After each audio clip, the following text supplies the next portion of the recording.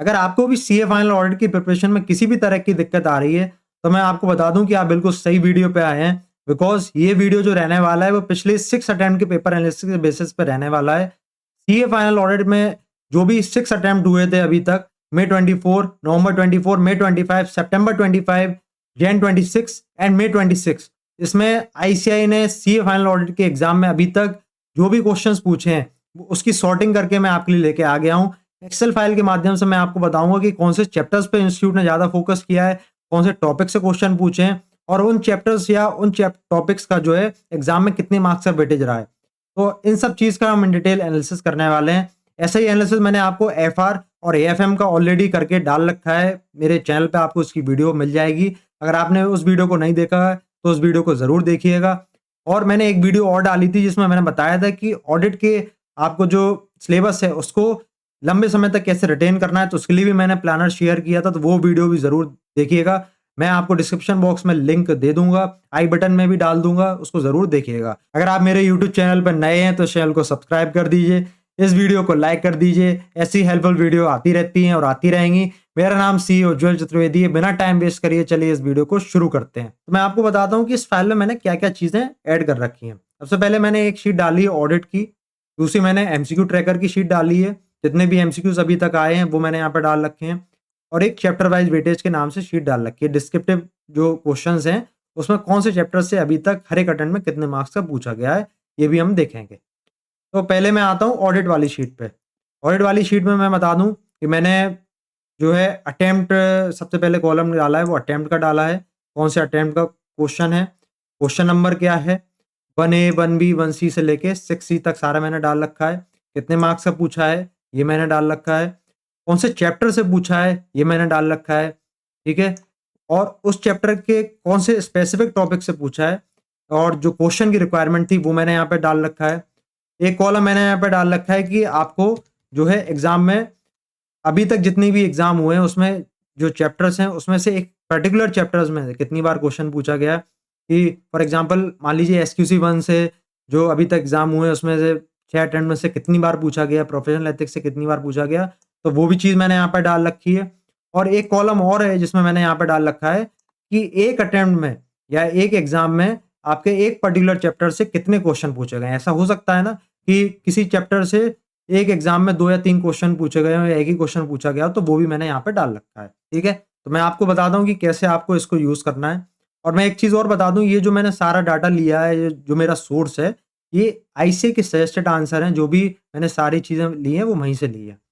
तो अभी जो हमारा रिसेंट एग्जाम हुआ था मई 26 का, उस पर मैं यहाँ पे फिल्टर मैंने लगा रखा है अटेम्प्ट वाइज, चैप्टर वाइज। तो मैंने मई 26 को मैं सेलेक्ट करता हूँ। पहले मैंने जैसे ही मई 26 को सिलेक्ट किया, आप ये देखिए कि हमारा पूरा पेपर खुल के आ गया कि मई 26 में अभी तक जो है एक क्वेश्चन नंबर 1 से लेके क्वेश्चन नंबर 6 तक कितने मार्क्स का जो पूछा गया, कौन से चैप्टर से पूछा गया, ठीक है, कौन से टॉपिक्स पूछे गए, सारा चीजें आपको जो है समराइज फॉर्म में आपके लिए खुल के आ गया विद क्वेश्चन की, कौन सा क्वेश्चन पूछा गया, कौन से टॉपिक पूछे गए। तो इससे आपको फायदा ये होगा कि अब मई 26 में जो भी टॉपिक पूछे हैं तो उसको आपको दिमाग लगाने की उतनी जरूरत नहीं, क्योंकि ऐसा बहुत ही रेयर होता है कि इंस्टीट्यूट की जो भी पिछले अटेम्प्ट में क्वेश्चन पूछा हो उसको फिर अगले अटेम्प्ट में पूछ ले। तो अगर आप चाहें तो इन टॉपिक्स को आप छोड़ सकते हैं, ऊपर ऊपर से देख सकते हैं एमसीक्यूज के लिए, लेकिन इन पे आपको याद दिमाग लगाने की जरूरत नहीं है, ठीक है। तो क्वेश्चन नंबर 1 अगर हम देखें तो क्वेश्चन नंबर 1 जो है एसए 580 से पूछा गया, एसए 501, एसए 705 से पूछा गया। आप टॉपिक देख सकते हैं यहाँ पे, ठीक है। तो दूसरा क्वेश्चन ऐसे 705 ऐसे 706 से पूछा गया। यहाँ पे आपका जो प्रोफेशनल एथिक्स से पूछा गया, आप देखिए कितना 4 क्वेश्चन प्रोफेशनल एथिक्स से आए, 1 2 3 और 4। तो मैं बता दूं आपको, प्रोफेशनल एथिक्स एक ऐसा चैप्टर है जो अकेला 20 से 25 मार्क्स का वेटेज रखता है एग्जाम में। तो 4 क्वेश्चन तो आपको डिस्क्रिप्टिव में मिल गए, ठीक है, और एक क्वेश्चन हमेशा 1 से 2 क्वेश्चन एमसीक्यू में आता ही आता है, ठीक है। ऐसे ही मैं बता दूं आपको, कारो 2020 इसका क्वेश्चन हमेशा आता है। एसक्यूसी 1 है उसका क्वेश्चन हमेशा आता है 5 नंबर का। ईएसडी और एसडीसी ऑडिट है उसका क्वेश्चन 5 मार्क्स का आता है, क्योंकि इसका जो है वेटेज इंस्टीट्यूट ने स्पेसिफिकली जो है दे रखा है अपने उसमें वेटेज में कि वो क्वेश्चन पूछेंगे ही पूछेंगे। तो अगर आप देखें तो 30 से 35 मार्क्स का तो वेटेज मैंने ही आपको ऐसे ही गिना दिया। तो अगर आप इन चैप्टर्स पे भी अच्छे से फोकस करके जाएंगे तो आपका 4-5 चैप्टर से ही अच्छा खासा काम हो जाएगा आपका, ठीक है। मैं ऐसा नहीं कह रहा हूँ कि आप सेलेक्टिव स्टडी करके जाइए, मैं हमेशा यही कहता हूँ कि पूरा सिलेबस आप कवर करके जाइए जितना ज़्यादा आप कर सकते हैं, ठीक है ना। तो बस मेरा गोल इस शीट के माध्यम से ये है कि आपको ये चीज़ पता चले कि इंस्टीट्यूट कौन से चैप्टर्स पे ज़्यादा फ़ोकस करता है, ठीक है? अब मैं आपको या अगर मैं दिखाऊँ यहाँ पे मे 26 का हटा देता हूँ। तो मे 26 का हटाने के बाद देखिए, अब मैं आपको यहाँ पे केवल प्रोफेशनल एथिक्स को सेलेक्ट करता हूँ या एसक्यूसी 1 को करता हूँ पहले। तो आप देखिए एसक्यूसी 1 यहाँ पे मे 24 में पूछा, ठीक है? फिर नवंबर 24 में पूछा क्वेश्चन नंबर 1 में। फिर सितंबर 25 में आया क्वेश्चन नंबर 1 में ही, ठीक है? और एसक्यूसी 1 में आपको सबसे बढ़िया तरीका यहाँ से दिखाता हूँ चैप्टर का जो मैंने फ़िल्टर लगा रखा है। आप ये देखिए, कि यहाँ पे अगर हम एसक्यूसी 1 सेलेक्ट करें, देखिए यहाँ पे एक बार हुआ, अगर हमें मल्टीपल सेलेक्ट करना है तो इसको हम क्लिक कीजिए, फिर यहाँ पे भी आ जाएगा। आप देखिए एसक्यूसी 1 कोई एक अटेम्प्ट ऐसा नहीं है जिसमें ना पूछा गया हो।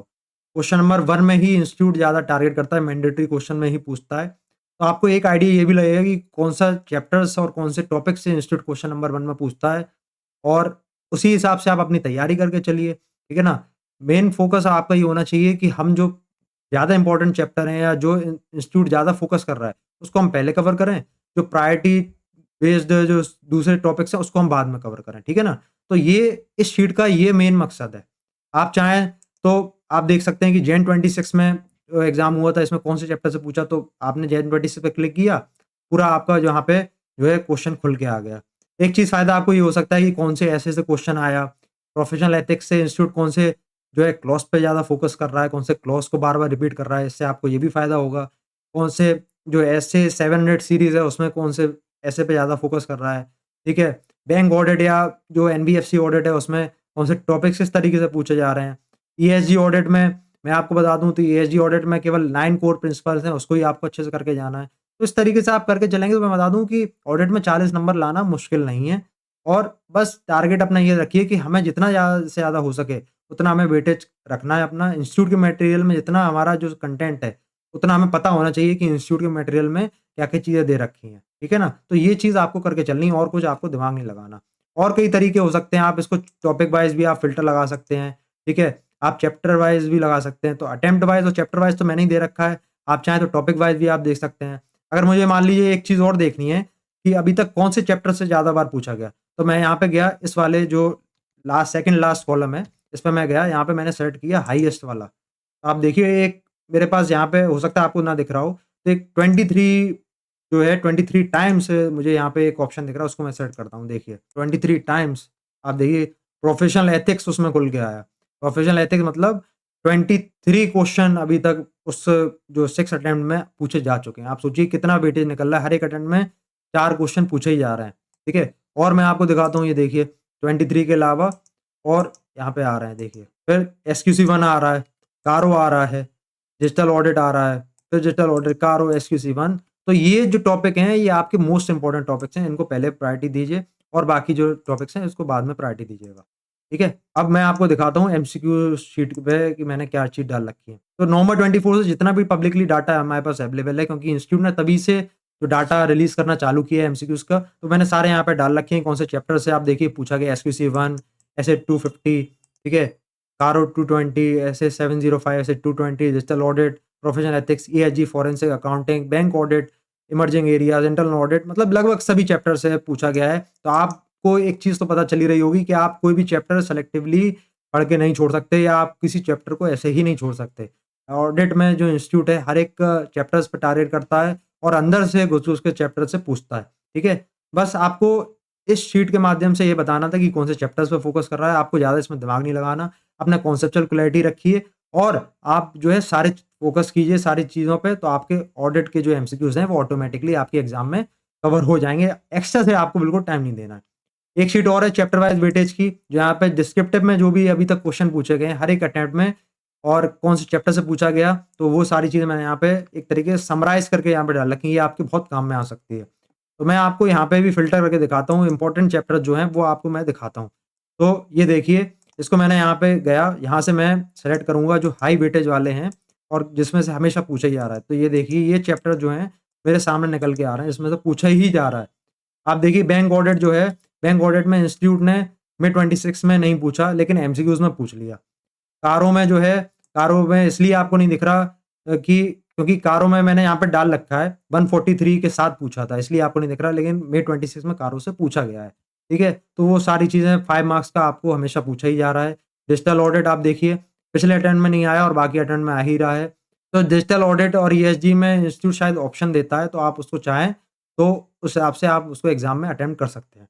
फिर इंटरनल ऑडिट की बात आती है, इंटरनल ऑडिट में क्या करते हैं 2 अटेम्प्ट छोड़ देते हैं, फिर 1 अटेम्प्ट में पूछ लेते हैं। तो इंटरनल ऑडिट भी लगभग ऐसे ही था। आप देखिए May 26 में पूछ लिया तो चांसेस कम है कि अगले अटेम्प्ट में पूछा जाए। इन्वेस्टिगेशन से भी 1 अटेम्प्ट में पूछ लिया, फिर 1 अटेम्प्ट में छोड़ दिया, 1 अटेम्प्ट में पूछ लिया, तो ऐसे ही कर रहे हैं। एनबीएफसी ऑडिट आपका जो है 2 अटेम्प्ट में छोड़ दिया, फिर 1 अटेम्प्ट में पूछ लिया। प्रोफेशनल एथिक्स हर एक अटेम्प्ट में पूछा ही जा रहा है। तो आप देखिए यहाँ पे 18 मार्क्स का वेटेज आपका पिछले अटेम्प्ट में रहा है, उससे पहले 19 मार्क्स से 18 मार्क्स, तो लगभग आप देखें इतना ही वेटेज रह रहा है और एमसीक्यूज़ में आपका 1 से 2 क्वेश्चन प्रोफेशनल एथिक्स से पूछे ही जा रहे हैं।